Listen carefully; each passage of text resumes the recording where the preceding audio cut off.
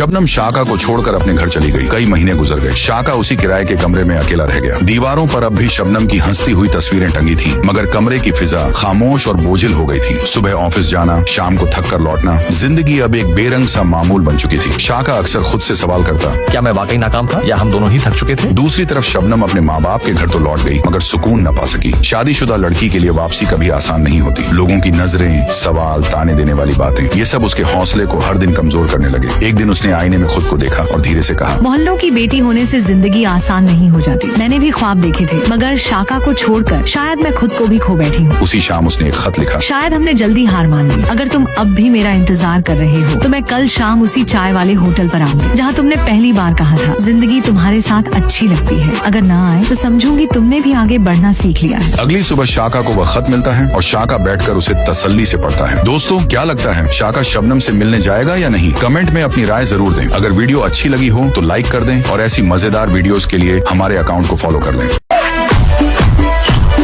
ये शाका है जिसकी बॉडी को देखकर हर कोई लट्टू हो जाता है, और ये शबनम है जिसे हर कोई पसंद करता है और उससे शादी करना चाहता है। लेकिन शाका शबनम को अंगूठी पहनाकर उसे अपनी मंगेतर बना लेता है। मंगनी के बाद शाका और शबनम दोनों आपस में एक दूसरे को फोन करना शुरू कर देते हैं और सारी रात प्यार भरी बातें करते रहते हैं और खूब मजे लेते हैं। कुछ दिन बाद शाका की शबनम से शादी हो जाती है और शाका शबनम को हनीमून के लिए नारायण कागान ले जाता है ताकि वहाँ अपनी शादी को एंजॉय कर सके। शाका की बॉडी तो बढ़िया होती है, लेकिन शायद वह मर्दाना कमजोरी का शिकार होता है। ये हनीमून से वापस आता है तो इसका दोस्त कूसा कसाई से कहता है, शाका मर्द होने का सबूत कब देगा? हाँ। शाका कूसा कसाई से कहता है, मुझे लगता है कि शबनम में कोई मसला है। ये सुनकर कूसा उसे हकीम लोहापाड़ का पता बताता है। अगले ही दिन शाका शबनम को लेकर हकीम लोहापाड़ की तरफ निकलता है और हकीम लोहापाड़ के खोखे पर पहुंचकर शबनम से कहता है, तुम पहले अंदर जाओ। खैर, ये दोनों हकीम के पास पहुंचकर सारी हकीकत बताते हैं। हकीम लोहापाड़ पहले शाका को चेक करता है और फिर हकीम लोहापाड़ शबनम को तन्हाई में बुलाकर उसे बताता है कि शाका नामर्द है। अब शबनम हकीम से कहती है कि मुझे कोई ऐसी दवा दो जिससे मेरी इस नामर्द से जान छूट जाए। घर जाकर शबनम रात को शाका को वो दवा पिला देती है जिससे शाका मर जाता है और शबनम कहती है, शुक्र है इस नामर्द से जान छूटी।